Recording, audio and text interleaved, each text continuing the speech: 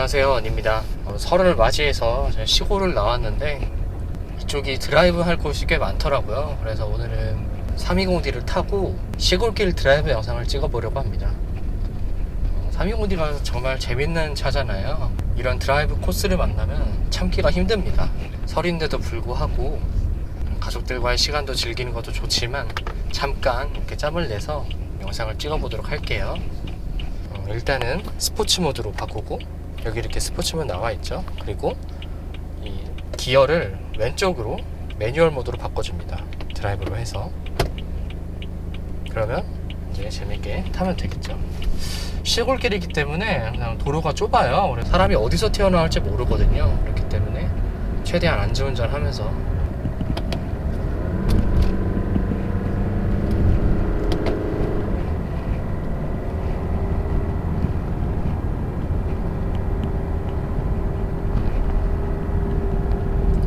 여기는 제가 어렸을 때부터 항상 왔던 길이라서 그렇게 어려운 길은 아니고 차도 많이 다니진 않아요.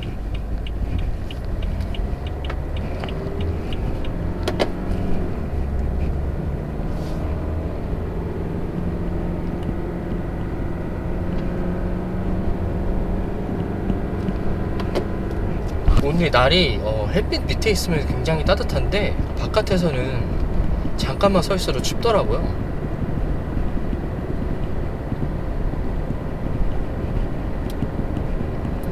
펀드라이빙을 할 때는 RPM을 높게 써야 되잖아요. 사실 디젤은 가솔린만큼 그렇게 높은 RPM을 쓸 수는 없지만 그래도 한 이 차의 제원상 2000rpm에서 한 3000rpm 사이에서는 아주 재밌게 탈 수가 있거든요. 저는 웬만하면 매뉴얼 모드로 타는 거를 자주 하기 때문에 아주 재밌게 타고 있습니다. 시골 풍경이 참 좋죠.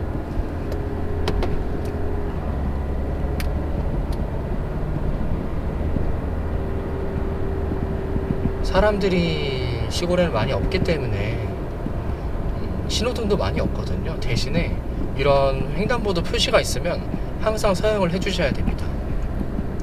잘 알고 계시겠지만 시골에서는 언제 사람들이 튀어나올지 모르거든요. 항상 유의를 하셔서 운전을 하셔야 됩니다.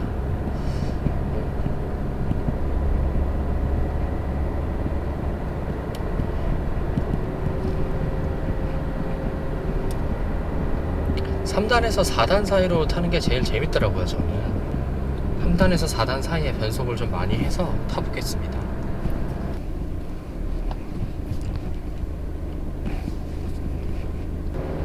인사를 잘 하고, 디젤이라고 해서 이렇게 펀드라이브를 즐길 수가 없는 게 아니에요. 그래서 충분히 재밌게 즐길 수 있습니다. 대신 가솔린만큼은 아닌 건 확실하지만 그렇다고 아예 못 즐길 정도는 아니니까 내가 디젤인데 펀드라이브는 못해 이런 것보다는 조금은 덜 하지만 그래도 재밌게 즐기실 수가 있다. 제가 다른 분하고 이렇게 말씀을 해보면 디젤은 무슨 RPM을 3000 이상 쓰면 차가 고장난 줄 알고 계시는 분들 많아요.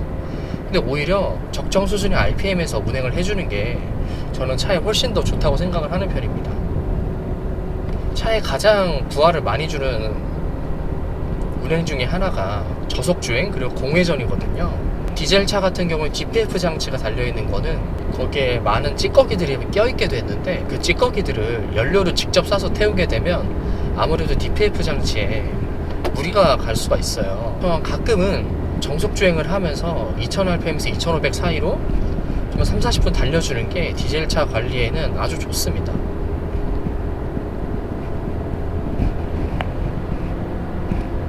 제가 다른 국산 차들을 타고 이 BMW랑 비교해서 타다 보면 참 많은 게 다르다는 게 느껴져요. 특히나 이 스티어링 휠이 굉장히 단단하거든요.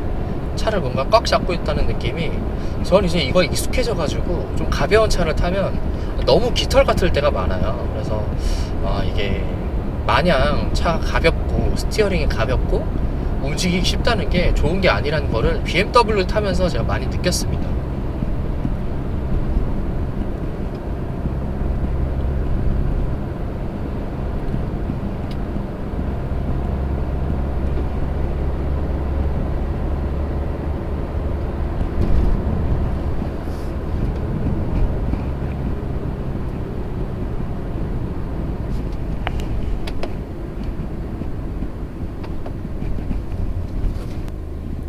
시골길을 달리다 보면 드는 생각이, 이렇게 좋은 동네들이 옛날엔 사람이 많았을 텐데 다들 어디 갔을까라는 생각이 들어요.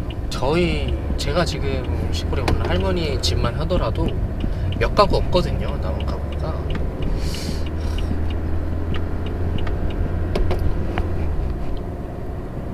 다들 이제 서울 아니면 이쪽이 광주 쪽인데 대도시로 넘어갔겠죠, 많이.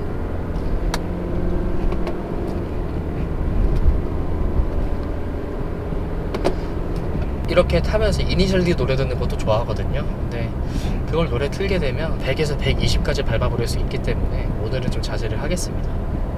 이런 도로 다니다 보면 뭐 제주도를 굳이 갈 필요가 있을까요? 제주도가 100 이상 밟을 수 있는 곳이 많지 않거든요. 그냥 카메라가 많아서 좀 밟고 싶어도 밟을 수가 없어요. 차라리 이런 시골 한적한 도로를 찾아다니면서 조용조용히 다니면 여기 사시는 분들한테도 그렇게 피해를 안 주면서 나름의 펀드라이빙을 할 수 있는 거잖아요. 제주도도 좋지만 분명 한적한 시골길 드라이빙 하는 것도 나름 굉장히 재밌으니까 시간 될 때는 이렇게 한 번씩 해보시는 걸 추천드립니다.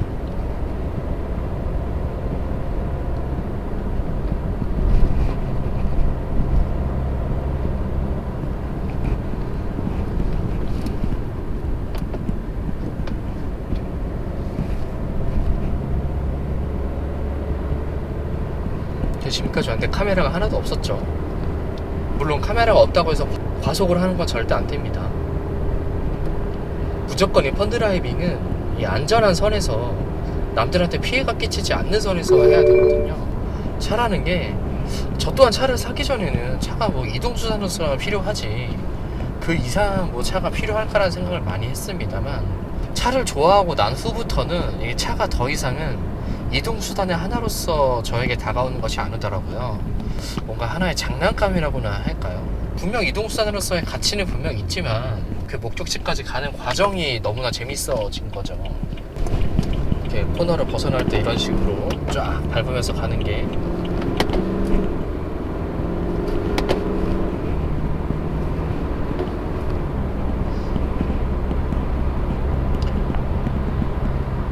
그래서 처음 후륜을 사고 나서는 저도 이게 후륜을 운전해본 적이 많지 않으니까 이게 너무 재밌더라고요. 특히나 코너를 만났을 때 코너를 탈출하면서 한번 쫙 밟으면서 가는 느낌이 이거를 경험해보지 않으면 절대로 모르는 그런 느낌이 있습니다.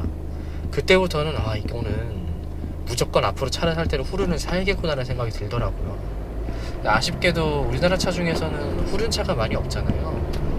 제네시스급으로 가야지 후륜을 탈 수 있는데 제가 돈을 많이 벌게 된다면 제 원래 드림카였던 G70 3.3 터보를 타보고 싶네요.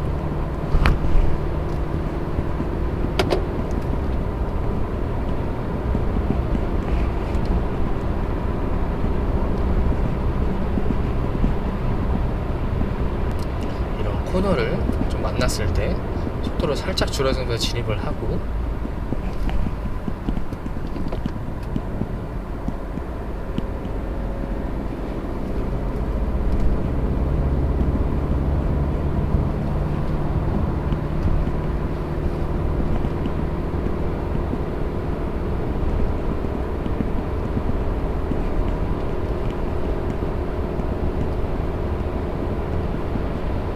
코너가 있으니까 슬슬 브레이크를 밟으면서 엔진 브레이크를 걸 생각을 하고 사람들이 뭐 엔진 브레이크 걸면서 하면 차가 뭐 고장나는 거 아니냐 이런 말씀들을 하세요.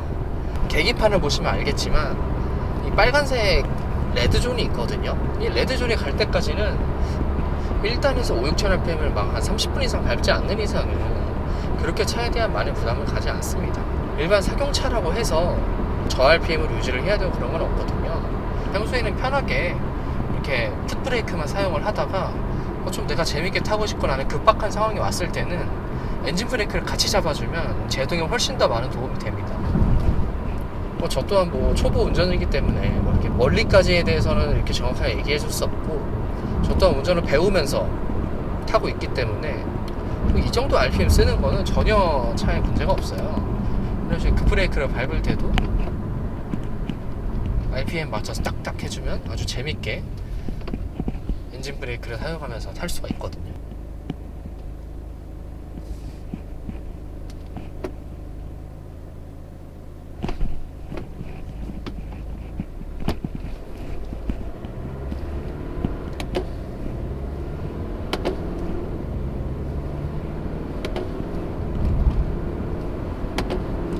차를 너무 신주단지 무심해서 탈 필요는 없다고 생각해요. 저도 제 차를 아끼고 항상 손세차를 할 정도로 이 차에 대한 애정이 많이 있는데, 아끼더라고 이렇게 차를 못 타버리면 BMW 살 필요가 없는 거죠. 이렇게 뽀대용으로 사기에는 BMW는 적절하지 않고 벤츠는 아우디가 오히려 디자인 면에서는 저는 낫다고 보거든요.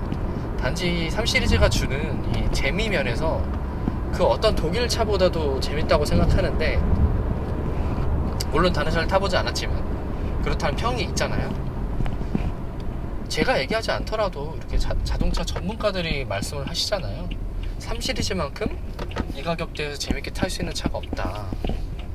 그런다고 한다면 좀 재밌게 타야 되는데 너무 막 신주단지 모시듯이 탈 필요도 없을 것 같아요. 또 이렇게 너무 과격하게 탈 필요도 없지만 너무 이걸만 아끼면서 뭐 이렇게 저 RPM 주행을 한다든지, 뭐 남들이 봤을 때 좀 답답하게 운전을 한다든지 그럴 필요는 없다고 생각하는 편입니다.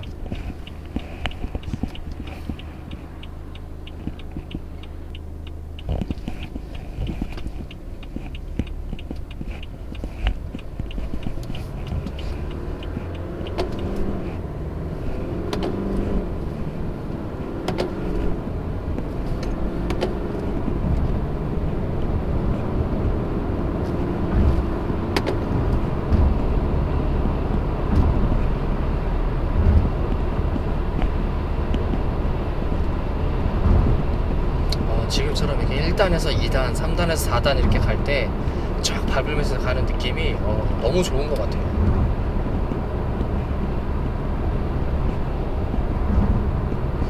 이런 차를 타다 보면 파미공디면 진짜 엔트리카잖아요. 엔트리카로서 가장 많이 사는 급인데, 이 3시리즈가 이 정도인데 이 이상 뭐 재밌는 차들 M4라든지 M3, 뭐 M2도 그렇고 고성능 차들이나 포르쉐는 정말 얼마나 재밌을지 돈을 많이 벌어야겠다는 생각이 좀 많이 듭니다.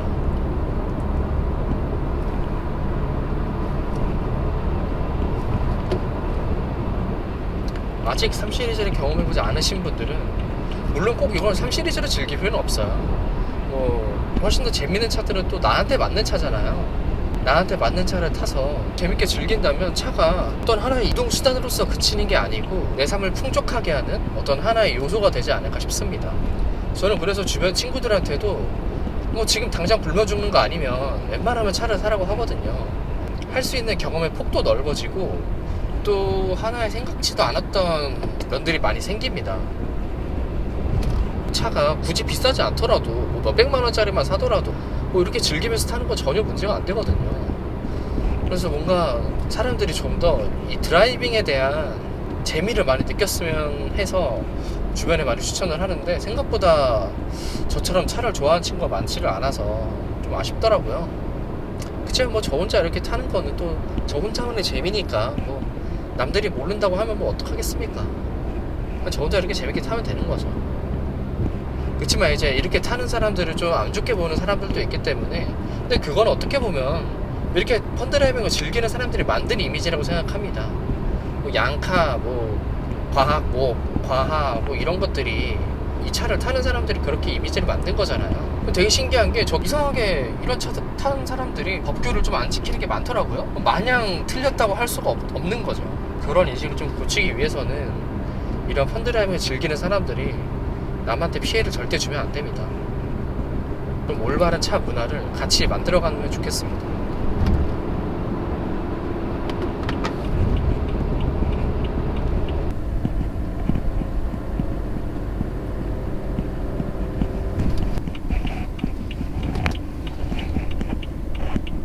자, 그러면 즐길 만큼 즐긴 것 같으니까 이제 왔던 길로 다시 돌아가 볼게요.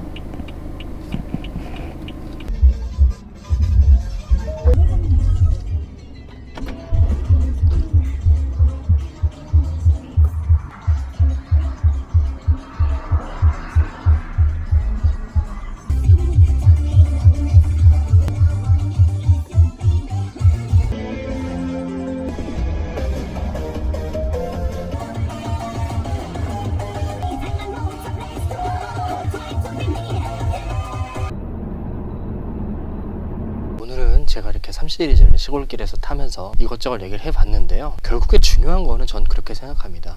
좋은 차를 타건 좀 저렴한 차를 타건 이 차에 대해서 어떤 걸 기대하고 이 차를 왜 샀는지가 가장 중요하다고 생각하거든요.